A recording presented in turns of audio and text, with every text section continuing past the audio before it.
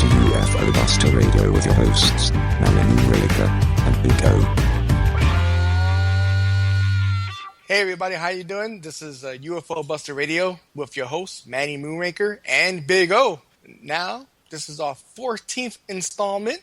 Thank you for joining us. Hey Manny, how you doing today? Hey Big O, we're back again, episode number 14, and we have some stuff to talk about, specifically regarding the Phoenix incident video. Wait. What's today? Well, today is March 13th, which marks the 19th anniversary of the Phoenix incident. So, you guys in Phoenix, y'all all saw thousands of people claimed, supposedly. Now, I never got that. We get back to that. But thousands of people saw this huge incident, huge UFO incident, which is cool. You know, I am excited. I wish I was in Arizona right now. You know, celebrate it. You and me both, because I would love to be over there just hanging out with all the people that are hopefully sharing their experience with what was the topic of that specific film. And what film are we talking about? The film, The Phoenix Incident. Oh, okay. So, in the film, right? By the way, I wish I was able to see the film. I was unable to see the film because I actually worked third shift. But Manny, I believe, went to see the film. And I'm dying to know all the information, as much information about it as possible. So what you got, man? Well, to be honest, I don't want to spoil it. Don't want to do any spoilers on the film because it's going to be, again, in theaters on April 8th from what the website says. If anyone wants to look at the website for the film, it is www.phoenixincident.com. So the film itself was released on March 10th through Fathom Events. And anyone that's been to a Cinemark or an AMC theater always sees these commercials right before the movie starts where you can have an event at a theater. And this is where I saw it on March 10th. Yep. At the time, because they only have select times, right? Like it was almost... It's not like you can go in at any point in time. It was a select time. Yeah, there was just one time to watch it on that one day. So I'm going to see if I could make plans to take off April 8th, you said, which is on a Friday, to actually see the movie. And hopefully there's more stuff added to the movie because I hear the director, he's adding more stuff to it. As a matter of fact, through Facebook, through the magic of Facebook, wish we had like little magical sounds right now. I was actually in contact with the director of the Phoenix incident, Keith Aram. Oh, that's exciting. And it really was. The guy really seems genuine, as of course I posted on Facebook. And he answered my questions. Ooh, I wonder if we could get him on the show one day. Maybe one day. Now, the questions I had was regarding the amount of fiction in the film, and when you see it, those people who follow UFOs and are concerned about hoaxes and fake UFOs and so forth, you'll understand why. However, the film itself is really good quality, and I think everyone will enjoy it, and really it will open your eyes to the other possibilities of what could have happened in Phoenix that day. You see, the other thing I want people to understand that I don't want people to think this is a sci-fi movie. This is more of a documentary, something that actually happened. And they're trying to pull together all these stories, right, and make a storyline of events that actually happened. This is not, some dream writer who decided to put this all together because something might have happened. They took some facts. No, this is what supposedly happened, and they're trying to put it together so that way you guys can have a better understanding of the truth. I am 100% behind this. As a matter of fact, the premise of the film is that the investigators actually received military information about what happened that day, and through the magic of film and motion picture, they were able to piece it all together. Kind of like recreating a crime scene. Exactly. So with that information, they were able to kind of paint a completely different picture of what we, the public, saw back on that day, March 13th, 1997, over Phoenix. And that's very key. It's not trying to make up stuff. It's that they're taking factual evidence, right, and they're recreating exactly what happened. It's the same thing that archaeologists do. It's the same thing that people who study cultures do. It's not fake. They're using real scientific methods, right, to give you a viewing of how things going on. Unlike Discovery, like the whole thing with the mermaids killed me. I still was with the mermaids until I found out it was fake. So at the end of the movie, sorry about that, Big O, but at the end of the movie, there is a 45-minute panel which was filmed back at the last UFO conference. So on the panel we have Nick Pope. Of course, we know him from the Ministry of Defense and other famous UFO research, ufology type research. Also Lee Spiegel from the Huntington Post, Alejandro Rojas from Open Minds TV, and Stan Friedman, our favorite nuclear physicist and UFO expert. Mm-hmm. And he's in every documentary when it comes to UFOs. Every. And he should be, because the fact of the matter is he really does take that scientific approach to this. Okay. And also on the panel was Keith Aram. And they were discussing not only the film, but they were also discussing ufology in general, different incidents and what they mean for ufology now and in the future. Well, ufology, like I said, it's a pseudoscience still. And we need to figure out how to make that into actual science, so that way people can hone their craft and all have the same idea of how to approach things, because everybody has their own way, and because everybody has their own way, it kind of blurs the line of truth, and it really doesn't help anybody.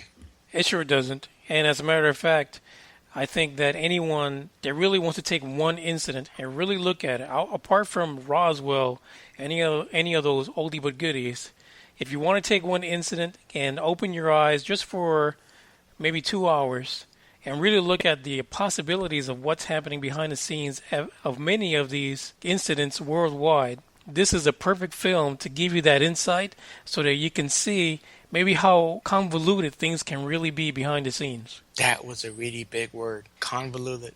So if anyone wants to see a clip of this 45-minute panel, it is available on YouTube, and we're going to post a link on the description for the show so you can check it out. But I guarantee you, if you have any interest in ufology, check out this film.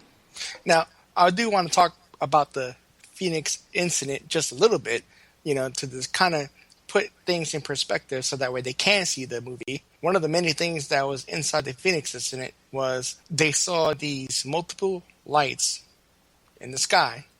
And this was the main media part. This is not talking about the movie, because just like you said, we don't want to do no spoilers. But there was multiple lights in the sky, and the United States military said there were flares. Now, I'm going to send Manny a link of a C-130. Have you ever seen a C-130 do angel flare? Beautiful. But they all do the same thing. They would shoot out and fall down to the sky, or fall from the sky. Gravity.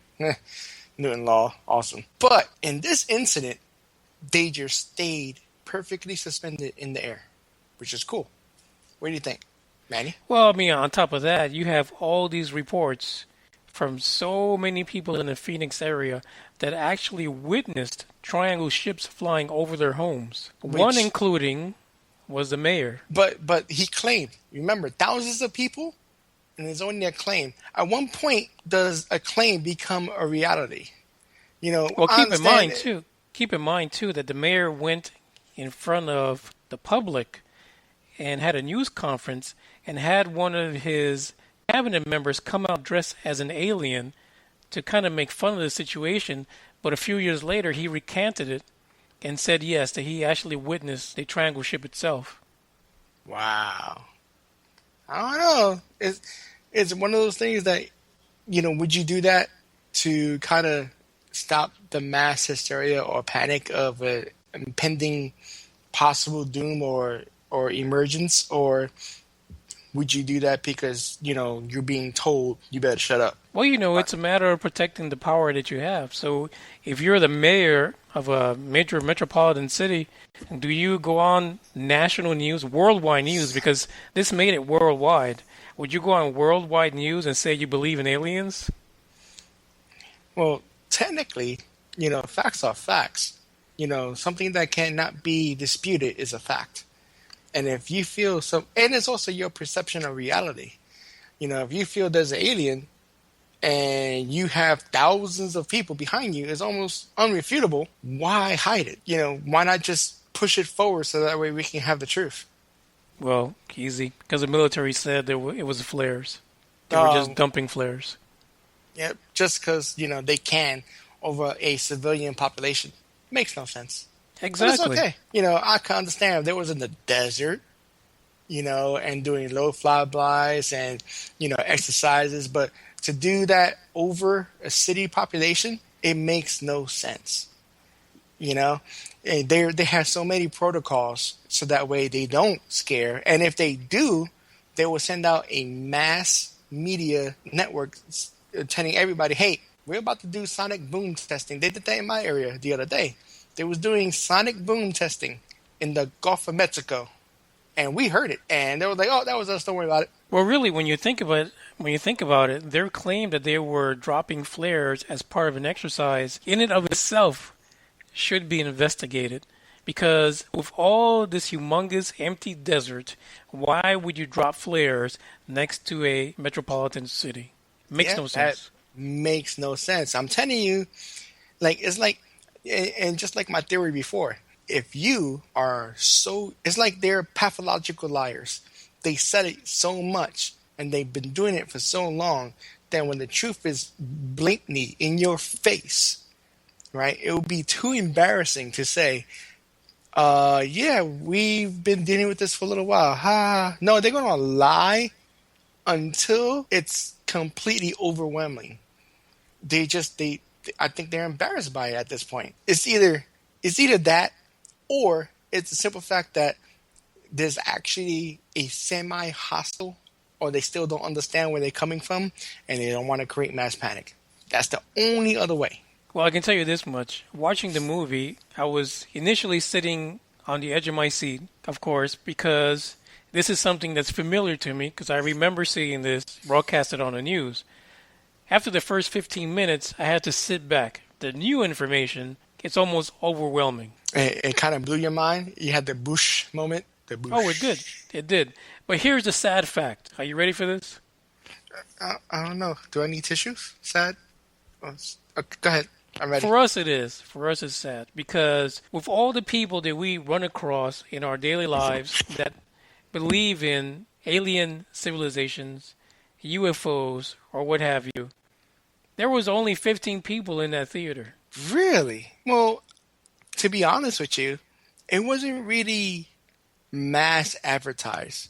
It's funny because if you watch, if you put on TV and there would be like a phantom showing of Circus Olay, or whatever, everybody knows it's coming on at whatever time. Or, if there's a documentary on the Ethiopian kids who never have enough food, no matter how much money you give them, there's always advertisement for that. But for something like this, I'm pretty sure they'll squash it down, or they made the director try to pay way too much money to advertise in certain areas.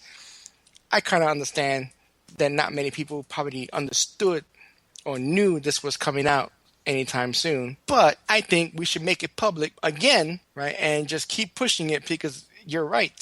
Everybody should take a look at it.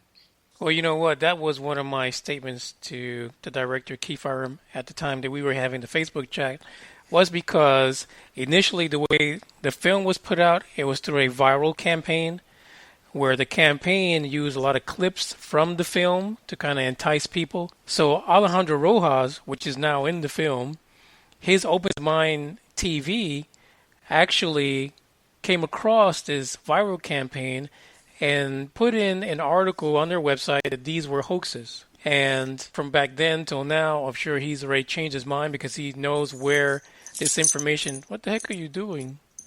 What? What's all that noise? Keep going. I'm done. Go ahead. All this information that was picked up by Open Minds TV was actually put down as hoaxes, and Alexander Rojas is now within the video. So it is something that needs to be put out there a little more, I guess, better advertised to really reach the masses. Did he try Twitter? It's everywhere. Except for like the main media, main media outlets. Mainstream media. I think Twitter sucks. I'm going to put it out there. I hate Twitter. No, Twitter's really good. Most of the show followers are on Twitter. Really? Yes. Love you guys. I'm sorry. I'm just not with it. I don't know what it is about Twitter. And I only got one response to my little message out there. So I don't know. I'm done. But, I really do think, just like you said, that this event, this movie, and especially how it's like he's continuing the investigation and giving us more, that would be awesome. Let the people make up his mind. Stop going to the government again, because the government is not going to tell you. The government doesn't want you to know. Stop going to the government. We peoples have to convince other peoples, our society, especially Western culture, because we're special in so many ways. We have to convince us that we are more in control than the government leads us to believe, and we need to take charge and get this information out there. Absolutely right. And like I said before, if you're interested in this video, please go ahead and visit the website. We'll post it in the description. Also, if you want to follow it in social media, you can use the hashtag #DiscloseNow as part of the way to follow trending events when it comes to the viral campaign. And besides that, like I said, if you really want to do yourself a service when it comes to ufology and something more current than Roswell, check the video out. Let me also make this clear that we are not being paid by him, by the director. We're not getting any special privileges or anything like that. We just feel that this information needs to be put out there. Me and Manny have a passion to seek out truth, and the whole point of this episode was for you to take part in seeking out truth. That's all it is.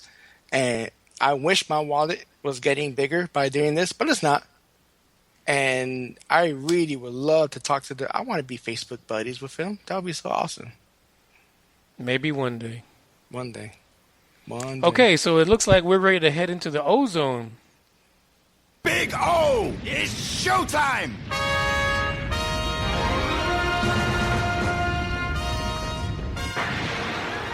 So in the ozone today, I want to talk about some gripes. Some things that I just don't like. I was looking up on the internet and there was a post not too long ago. I'm going to send a link to Manny so that way he could put it up. It was about, I believe it was a video through the Inquisitor. Oh, I hate that website. Oh, do you? So do I. Now, on this video and on this whole little report of what they feel is factual, which is horrible. First thing they say is, and the title is UFO 30 meters in diameter found in hangar using Google Earth. Now that's another weird thing, how people actually go through all the maps on Google Earth just to find these weird things. Right? And it's just, now, there has been some cool stuff using Google Earth. Like people found, ships on the water, and some people found treasure through Google Earth because they could see, whatever, blah, blah, blah. But this person, who was a UFO hunter, quote, unquote, right? He's been looking at the same area that's supposedly the same area that Bob Lazar was talking about. And as he's going, and he would look at the finished product, and it was like a big hangar with a half circle and 4 smaller hangars attached to the big hangar through a tube. Now, he goes back to the Google Earth. He goes back in time. And I guess there's a setting that you can go back maybe a couple of years. Now, as he goes back to 2003, there's nothing there. Then he moves it forward to about approximately 2008, which is where the supposed UFO hangar. So where is this area that he's looking? It's technically part of Area 51. So they have a new hangar. They have a new hangar. Now, here's what gets me. So if you look, and I'm rational, I truly believe there's something out there. Now, whether we're being visited, that thought of something actually visiting and being in contact, that wavers back and forth for me. Right now, something out there, definitely. I think there's definitely something out there. The universe is too big for nothing to be out there. So, with that being said, I'm looking at this with a rational mind. I'm looking at this because I want to see, okay, see the information that you're trying to display to me or convince me. And I'm looking, and he does this, I guess you could do like a measuring thing. It looks like they're starting to build a hangar, and there's a half circle of a structure, and he assumes that that is the UFO, and then he takes the little measuring thingy, and he measures from one point to another. It says 30 meters because of that satellite is able to do that with the program, whatever. I have a huge problem with this. There's no angle. You can't see it from any side angle, and anybody who's in construction knows that if you're building a certain type of structure, you need a foundation, and the foundation usually follows the building. So if you go forward to 2015, right, that half circle structure is covered in a half circle dome from that building. It doesn't look any bigger than the half circle structure. See, so, this is where the problems come in when people are using these photos, these images, to try to look for that smoking gun. It's never there. It's like the guys who do it for Mars. Right, just like with the whole face on Mars and the pyramid and all that stuff. And that the is squirrel, just, the cat, the dog, the lady. The alien giving the finger, whatever the case may be. It's too much. People, let's look at the facts. Let's look at this with a reasonable mind. Stop looking at sci-fi channels. Stop playing your games, right? If you want to get down to business and really find out what the truth is, stop trying to entice people with something that has not happened. Or just because your perspective of reality is so pro E.T. because you was affected by the Steven Spielberg movie, stop doing that. Not everybody's the same reality. We don't see what you see. And we're not going to, especially if you have to, enhance the image, decrease the image, turn the negatives or turn it into negatives, and then put, all kinds of fronts. No, stop doing that. If it's not it, then it's not going to be it. Move on. The other thing, another video I saw, it happened 2 days ago. It was at the at the International Space Station. And they were saying cigar-shaped. And every time I see cigar-shaped, I think of your comment of Hillary Clinton going to office. But she's not, again, let me just clear that up. Hillary Clinton did not use the cigar. It doesn't matter. Bill's going to be there too. Well, he can use all the cigars he wants. Obviously, he's a pro. So it was a cigar-shaped, supposedly. I wonder if Trump's going to use one. I don't think does Trump smoke? He doesn't really have to smoke, does he? Off subject. Back to subject. Anyway, so there was a cigar shape in perfect speed, not moving pattern with the United States. I say United. Keep saying United. With the International Space Station, and it was the clip is about a minute 10 seconds, and it's in perfect sync with the International Space Station. Now behind it, you can see the Earth rotating perfectly. You can see the small satellite spinning in circles on the space station, and in the distance is a fuzzy picture of a cigar-shaped, whatever it is, unidentified flying object. But everybody wants to make this huge, big deal about it, and the problem is there is so much space debris from boosters, from Atlas rockets, that it could be anything, right? So what? Unless it changes direction, if it's being flown by something, I don't care. Stop posting it. Even with that, NASA has shown a lot of times that when these particles are so close to these cameras, they tend to change direction if someone shoots off a thruster. And it gives the illusion of intelligent control. Okay. Well, I don't believe in NASA because, they have a tendency to lie, right? And they have a tendency to hide stuff, in my opinion, right? It's not NASA's fault. I think they're controlled by a bigger government, which is okay.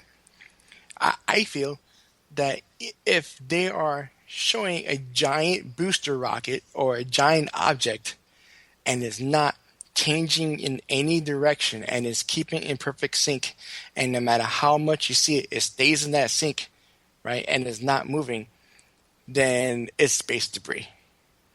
Because there's no point I feel there's no point for an alien species to just hang out and look at you while you're looking at them. I think we're past that. I think we're past, aliens wanting to just hang out and say hi.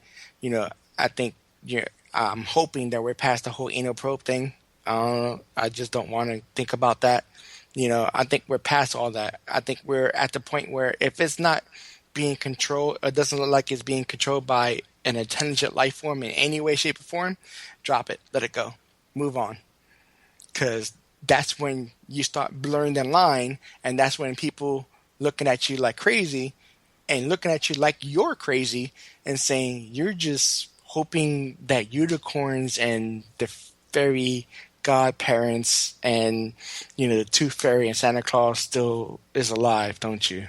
All this type of information, when it's out there, is what really makes people seem crazy when it comes to ufology.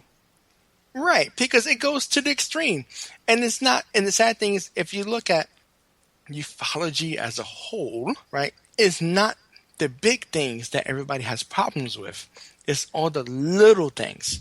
It's like, okay, everybody who I talk to all believes that there's something out there. Everybody. With the exception of Donna. Donna just feels that there's angels out there. And, we love her. Okay. But everybody who I generally talk to, right, in my little group of friends, they all believe the same thing. There's something out there. Whether we've been visited or not, or currently being visited, is the real question. So if we all establish that the fact that there's something out there, right, and the only thing we're trying to establish is whether or not we've been contacted or being currently contacted, that's what we should focus on. Not trying to figure out proof. Oh, look, UFO. What is it? I don't know. It's a UFO. But what is it? It's a UFO. I mean, it's stupid. It's a spiral answer. What is it? It's a UFO.